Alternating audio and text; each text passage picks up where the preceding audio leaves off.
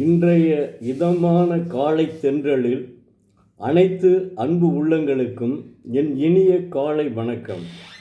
இன்று ஒரு குறள். அதிகாரம் 23 ஈகை. குறள் எண் 230. இந்த அதிகாரத்தினுடைய கடைசி குறள் இதுவே ஆகும். அதாவது, சாதலின் இன்னாதது இல்லை, இனிது அதுவும் ஈதல் ஈயாக்கடை. தெய்வப்புலவர் திருவள்ளுவர், ஒருவர்க்கு சாதல் போல் இன்னாதது ஒன்றும் இல்லை, அத்தன்மையாகிய சாதலும் வறியார்க்கு ஒன்று ஈதல் முடியாத வழி இனிது என்கிறார்.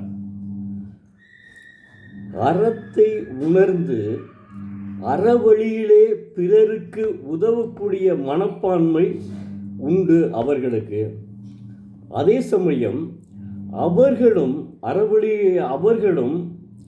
தங்களுக்கு அடுத்தவர்களுக்கு ஈகை செய்வதற்கு, வறியவர்க்கு ஈகை செய்வதற்கு பணம் பொருள் இல்லையே என்று வருந்தும்போது அதைவிட சாதலே மேல் என்று உணர்கிறார்கள்.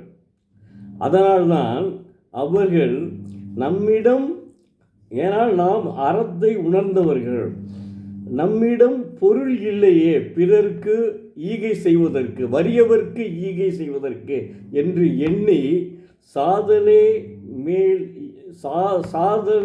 மேல் இனிது ஆவது மேல் என்கிறார்கள்.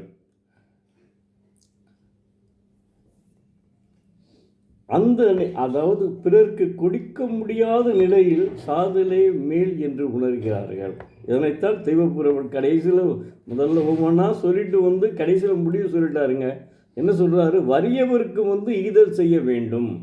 அப்படி உங்களுக்கு அப்படி ஒரு நல்ல அறம் சார்ந்த ஒருவன் ஈகை செய்ய முடியாவிட்டால் அவன் என்ன செய்வான்? சாதலே மேல் என்று உணர்கிறான் என்று சொல்கிறார். அற்புதமான குறள். மாணவ செல்வங்களே, தினந்தோறும் ஒரு குறளை படியுங்கள், அதன்படி நடங்கள், நிச்சயமாக தங்கள் வாழ்க்கையில் முன்னேறுவீர்கள்.